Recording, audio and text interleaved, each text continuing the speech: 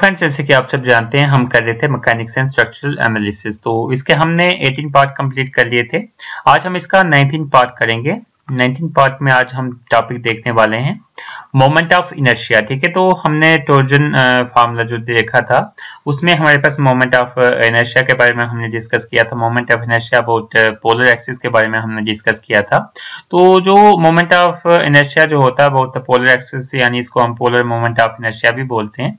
तो इसके कुछ फार्मूलाज हैं वो हम देखने वाले हैं आज। ठीक है, अगर हम बात करें सॉलिड सर्कुलर शाफ्ट की, सॉलिड सर्कुलर शाफ्ट की अगर हम बात करें तो जो पोलर मोमेंट ऑफ इनर्शिया होगा दैट मीन जे जो होगा इक्वल टू किसके बराबर होगा, pi by 32 into D raise to power 4 के बराबर। ठीक है, pi by 32 into D raise to power 4। अगर हमारे पास यहाँ पे सॉलिड सर्कुलर शाफ्ट था, सॉलिड शाफ्ट था, अगर हमारे पास हॉलो शाफ्ट होगा, हॉलो शाफ्ट होगा तो उसके लिए जो पोलर मोमेंट ऑफ इनर्शिया होगा वहां पे चेंजिंग कहाँ पे आएगी, खाली जो डायमीटर है उसमें चेंजिंग आएगी। ठीक है, ये सेम आएगा पाई बाई 32, यहाँ पे आएगा D outer raise to power 4 minus D inner raise to power 4। ठीक है, क्योंकि जो बड़े वाला है वो पहले आएगा और छोटे वाला बाद में आएगा, D outer minus D inner. ठीक है, रेज़ टू पावर 4 कर देना। ये आ गया हमारे पास polar moment of inertia for solid circular shaft and hollow circular shaft. ठीक है, यहाँ पे ही हमारे पास मैक्सिमम शियर स्ट्रेस का फार्मूला यहाँ पे दिया हुआ है सर्कुलर शाफ्ट के लिए, सॉलिड सर्कुलर शाफ्ट के लिए हमारे पास कौन सा फार्मूला दिया है, मैक्सिमम शियर स्ट्रेस का। ठीक है, तो वो मैक्सिमम शियर स्ट्रेस कितना रहता है इसमें, maximum shear stress that means tau max रहता है हमारे पास सॉलिड सर्कुलर शाफ्ट के लिए 16t divided by pi D cube के बराबर, 16t divided by pi D cube के बराबर। ठीक है, तो ये आपको जो फार्मूलाज हैं ये रिमेंबर कर लेने। काफी सारे एग्जामिनेशन में फार्मूला बेस आपको क्वेश्चन आ जाते हैं या फिर डायरेक्टली फार्मूला आपसे पूछा जाता है कि ये जो है किस चीज का फार्मूला है। ठीक है, उसके बाद नेक्स्ट है हमारे पास power transmitted in the shaft. ठीक है, जो पावर ट्रांसमिट होती है शाफ्ट में उसका जो फार्मूला है वो हम देखने वाले हैं। तो पावर का जो फार्मूला हमारे पास रहता है पावर का P equal to 2 pi N T divided by 60 watt. ठीक है, एक तो इस तरीके का रहता है, अगर इसको किलोवाट में लिखना है तो इस तरीके की रहेगा ये formula, 2 pi N T divided by 60 into kilowatt में लिखना है तो किलो के लिए 1000। ठीक है, यहाँ पे बन जाएगा ये किलोवाट। ठीक है, तो ये बन जाएगा 2 pi N T divided bye 61230। ठीक है, और ये आ जाएगा किलोवाट। तो ये हमारे पास बन जाएगा किसका formula, power transmitted in the shaft. ठीक है, और एन क्या है यहाँ पे हम बात करें पाई तो सिंपली इसकी वैल्यू पता आपको 22/7। एन क्या है हमारे पास, रोटेशन पर मिनट। ठीक है, एक मिनट में कितनी रोटेशन हो रही है वो हमारे पास एन है। टी क्या है, टॉर्क। ठीक है, torque transmitted in the shaft. ठीक है, आई होप यहाँ तक आपको सारी चीजें क्लियर हो गई होंगी। फिर भी कोई डाउट हो आप कमेंट सेक्शन में पूछ सकते हैं। और अभी तक आपने चैनल को सब्सक्राइब नहीं किया तो प्लीज सब्सक्राइब कर लें। अगर वीडियो अच्छी लगे तो अपने फ्रेंड्स के साथ शेयर करना मत भूलें।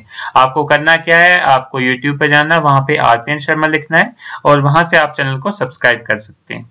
नेक्स्ट हमारे पास इंपॉर्टेंट टॉपिक है कंपाउंड शाफ्ट। ठीक है, अगर हम कंपाउंड शाफ्ट की बात करें तो कंपाउंड शाफ्ट का मतलब हो गया कि हमारे पास या तो शाफ्ट कनेक्ट है सीरीज में या तो शाफ्ट कनेक्ट है पैरेलल में। ठीक है, सीरीज में कनेक्ट होने का मतलब एक शाफ्ट यहाँ है, इसके आगे दूसरा शाफ्ट लगाया है, तीसरा शाफ्ट लगाया, ये आ गया हमारे पास सीरीज में।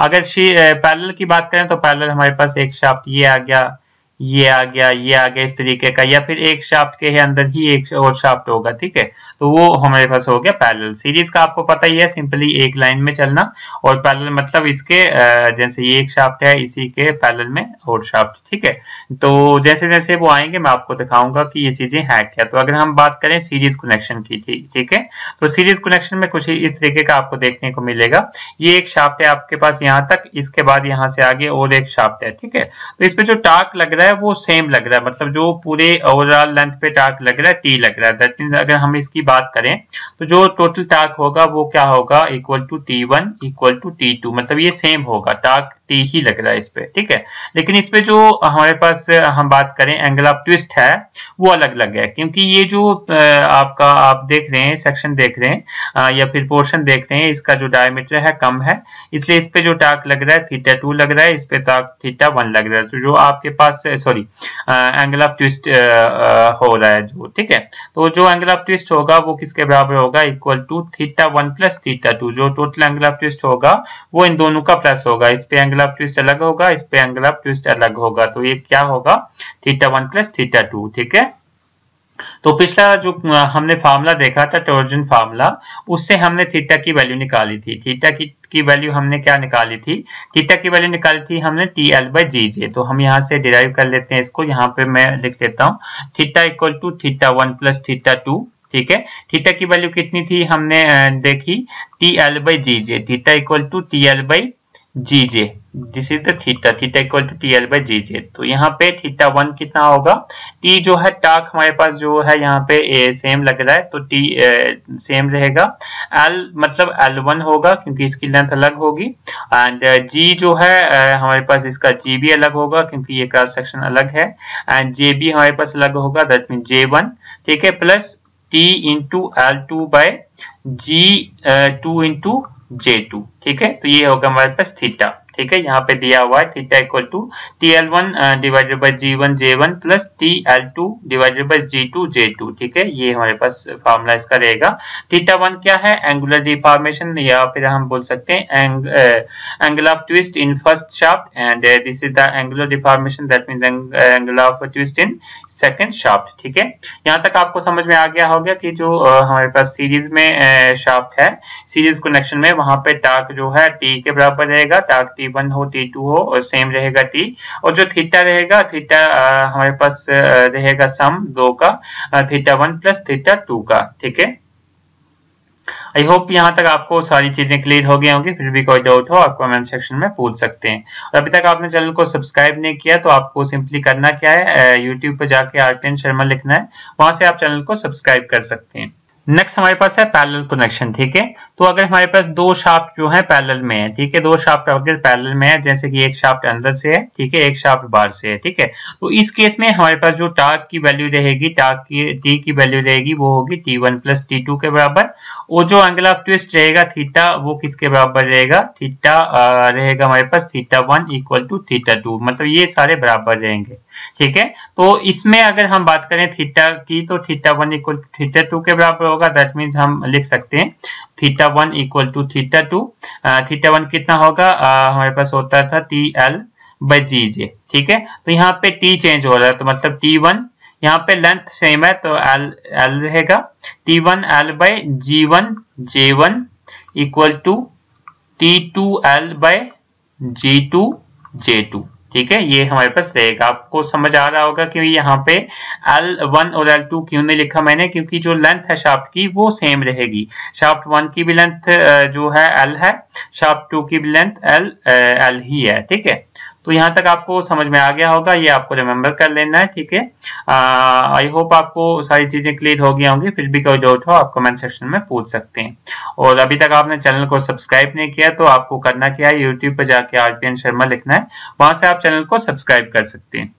नेक्स्ट हमारे पास है strain energy stored in shaft due to torsion. ठीक है, तो टॉर्जन की वजह से जो स्ट्रेन एनर्जी स्टोर हो रही है शाफ्ट में, स्ट्रेन एनर्जी जो स्टोर हो रही है शाफ्ट में, वो हमने फाइंड करनी है। ठीक है, तो वो फाइंड करने के लिए यहाँ पे फार्मूला दिया हुआ है। ठीक है, U equal to 1/2 T into theta. ठीक है, थीटा की वैल्यू तो आपको पता ही है, TL/GJ। ठीक है, तो TL/GJ मैं यहाँ पे आपको बता देता हूँ, जो थीटा की वैल्यू कितनी थी, थीटा की वैल्यू थी TL/GJ। ठीक है, TL/GJ, TL/GJ यहाँ से आ गया और इसके साथ T मल्टीप्लाई हो गया, तो ये आ गया 1/2 इंटू T² L/GJ। ठीक है, ये हो जाएगा हमारे पास किसके बराबर, tau square max divided by 4g into volume of the shaft के बराबर। तो ये फार्मूला आपको रिमेंबर करना है, ये फार्मूला भी रिमेंबर करना है, ये भी करना और ये भी करना है। तो आपको मतलब इसमें से कोई भी एग्जामिनेशन में पूछा जा सकता है। आपको पूछा मतलब दिया होगा ऑप्शंस में, स्ट्रेन पूछा होगा कि स्ट्रेन एनर्जी जो है हमारे पास शाफ्ट में टॉर्जन की वजह से जो स्ट्रेन एनर्जी स्टोर होती है, उसका फार्मूला आप बताएं। तो उसका फार्मूला ये भी दिया हो सकता है, ये भी दिया हो सकता है और ये भी दिया हो सकता है। तो इसलिए आपको सारे जो फार्मूलाज हैं आपको रिमेंबर करने हैं। ठीक है, जी इसमें क्या है, शियर मॉडुलस, और हम इसको मॉडुलस ऑफ रिजिडिटी भी बोलते हैं। ठीक क्या है, यहाँ पे टॉर्क है, जे है हमारे पास मोमेंट ऑफ इनर्शिया। ठीक है, J is the polar moment of inertia, that means moment of inertia about the polar axis. ठीक है, उसके बाद हम बात कर लेते हैं इसमें नेक्स्ट टॉपिक की effect of pure bending on shaft. ठीक है। तो जो इफेक्ट है प्योर बेंडिंग का शाफ्ट पे वो क्या पड़ता है, ठीक है। जैसे कि पूरी बेंडिंग मोमेंट ही इस साइड से भी उस साइड से भी लग रही है, तो इस पे क्या इसका असर क्या पड़ता है, ठीक है। तो इसकी अगर हम बात करें प्योर बेंडिंग मोमेंट लग रही है, इस पे जो स्ट्रेस हमारे पास रहेगी, प्रिंसिपल स्ट्रेस रहेगी, वो किसके बराबर रहेगी, principal stress equal to 32m divided by pi D cube, 32m divided by pi D cube. m क्या है हमारे पास, m यहाँ पे बेंडिंग मोमेंट है, जो भी मोमेंट लग रही है यहाँ पे m लग रहा है वो है 32 into M divided by pi into D cube आ गया, d आ गया हमारे पास यहाँ पे डायमीटर ऑफ द शाफ्ट। यहाँ पे आपको दिख रहा होगा ये, this is the principal stress sigma, this is the diameter of the shaft and this is the bending moment, this m is the bending moment, ठीक है। आई होप आपको यहाँ पे भी सारी चीजें क्लियर हो गई होंगी, फिर भी कोई डाउट हो आप कमेंट सेक्शन में पूछ सकते हैं। और अभी तक आपने चैनल को सब्सक्राइब नहीं किया तो प्लीज सब्सक्राइब कर लें, अगर वीडियो अच्छी लगे तो अपने फ्रेंड्स के साथ शेयर करना मत भूलें। तो आपको करना क्या है, इसमें यूट्यूब पे जाके आरपीएन शर्मा लिखना है, वहां से आप चैनल को सब्सक्राइब कर सकते हैं। नेक्स्ट है हमारे पास effect of pure torsion on shaft, ठीक है। तो जो प्योर टॉर्जन है उसका शाफ्ट पे क्या असर पड़ता है, तो वो फार्मूला हमने पहले भी देख लिया है कि जो मैक्सिमम शियर स्ट्रेस है टॉर्जन की वजह से मैक्सिमम शियर स्ट्रेस प्रोड्यूस होती है शाफ्ट में, वो रहती है, उसका फार्मूला रहता है 16t divided by pi D cube, ठीक है। दैट मींस हमने पीछे भी टाउ मैक्स देखा था, टाउ मैक्स की वैल्यू कितनी थी, ये किसके लिए थी, सॉलिड सर्कुलर शाफ्ट के लिए, ठीक है। तो ये हमारे पास वैल्यू थी 16t by pi D cube, ठीक है, पाई डी क्यूब। तो यहाँ पे टी क्या है, टॉर्जन है, एंड डी क्या है, डायमीटर ऑफ द शाफ्ट है, ठीक है। आई होप ये भी आपको समझ में आ गया होगा कि जो इफेक्ट है प्योर टॉर्जन का शाफ्ट पे वो कैसा पड़ता है, उसमें मैक्सिमम स्ट्रेस जो रहती है उसकी वैल्यू कितनी रहती है, ठीक है। फिर भी कोई डाउट हो आप कमेंट सेक्शन में पूछ सकते हैं, ठीक है। और अभी तक आपने चैनल को सब्सक्राइब नहीं किया तो प्लीज सब्सक्राइब कर लें। आपको करना क्या है, यूट्यूब पर जाके आरपीएन शर्मा लिखना है और वहां से आप चैनल को सब्सक्राइब कर सकते हैं। नेक्स्ट टॉपिक है हमारे पास combined effect of bending and torsion, ठीक है। तो पहले तो हमने बेंडिंग का अलग से देखा, टॉर्जन का अलग से देखा, लेकिन अभी हम देखने वाले हैं कंबाइंड इफेक्ट, जो बेंडिंग से और टॉर्जन से क्या कंबाइंड इफेक्ट हमारे पास हो रहा है। यहाँ पे एक शाफ्ट है जिसपे टॉर्क भी लग रहा है, दैट मींस टॉर्जन भी लग रहा है और बेंडिंग मोमेंट भी लग रही है। तो इसमें क्या होगा, जो प्रिंसिपल स्ट्रेसेस होंगी हमारे पास, प्रिंसिपल स्ट्रेसेस, तो उसका इसमें फार्मूला होगा हमारे पास 16 by pi D cube, 16 by pi D cube m plus minus under root of m square plus t square, ठीक है। यहाँ पे ये आ गया प्रिंसिपल स्ट्रेसेस, ठीक है। एंड मैक्सिमम शियर स्ट्रेसेस की अगर हम बात करें तो वो उसका फार्मूला यहाँ पे रहेगा 16 divided by pi D cube under root of m square plus t square, ठीक है। एंड अगर हम बात करें इक्विवेलेंट बेंडिंग मोमेंट की, तो इक्विवेलेंट बेंडिंग मोमेंट का इसमें फार्मूला होगा हमारे पास 1/2 into m plus minus under root of m square plus t square, ठीक है। सिंपली यहाँ से हमने ये वाला पोर्शन उठा के ले आना 1/2 इंटू सिंपली ये वाला पोर्शन, ठीक है। देन इक्विवेलेंट टॉर्क की बात करें तो इक्विवेलेंट टॉर्क में सिंपली ये वाला पोर्शन आ जाएगा, t equivalent equal to under root of m square plus t square, ठीक है। तो ये फार्मूलाज भी आपने रिमेंबर करने हैं कि जो प्रिंसिपल स्ट्रेस है इसका क्या फार्मूला है, इसमें maximum shear stress, equivalent bending moment and equivalent torque का क्या फार्मूला है, ठीक है। आई होप यहाँ पे भी आपको सारी चीजें क्लियर हो गई होंगी, फिर भी कोई डाउट हो आप कमेंट सेक्शन में पूछ सकते हैं। और अभी तक आपने चैनल को सब्सक्राइब नहीं किया तो प्लीज सब्सक्राइब कर लें, अगर वीडियो अच्छी लगे तो अपने फ्रेंड्स के साथ शेयर करना मत भूलें। नेक्स्ट इसमें जो टॉपिक है वो है शियर स्ट्रेस डिस्ट्रीब्यूशन, ठीक है। जो शियर स्ट्रेस है वो कैसे डिस्ट्रीब्यूट करती है, इसमें हमारे पास जो टॉर्जन ऑफ शाफ्ट है, जो शाफ्ट है उसमें कैसे हमारे पास शियर स्ट्रेस डिस्ट्रीब्यूट करती है, ठीक है। तो इसकी अगर हम बात करें तो हमारे पास सॉलिड सर्कुलर शाफ्ट है, ठीक है। सॉलिड सर्कुलर शाफ्ट में जो हमारे पास शियर स्ट्रेस रहती है, जो सेंटर पे जो हम बीच में बोल सकते हैं, वो रहती है 0 और मैक्सिमम रहती है हमारे पास जो एक्सट्रीम इसका फाइबर है वहां पे मैक्सिमम शियर स्ट्रेस रहती है, ठीक है। हॉलो सर्कुलर शाफ्ट की बात भी करें तो उसमें भी सेम ही रहता है, सेंटर पे 0 शियर स्ट्रेस रहेगी और जो भी इसका एक्सट्रीम पॉइंट है वहां पे मैक्सिमम रहेगी, क्योंकि ये दो शाफ्ट हैं, दो नहीं है, हॉलो हैं, तो इसमें मैक्सिमम शियर स्ट्रेस एक यहाँ पे होगी और एक यहाँ पे, और 0 होगी यहाँ पे सेंटर पे, ठीक है।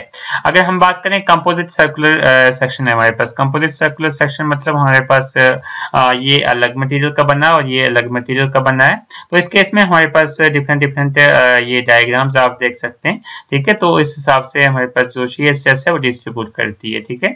यहाँ पे ये जो डायग्राम है इसमें G1 ग्रेटर देन है G2 से और यहाँ पे G1 लेस देन है G2 से, ठीक है।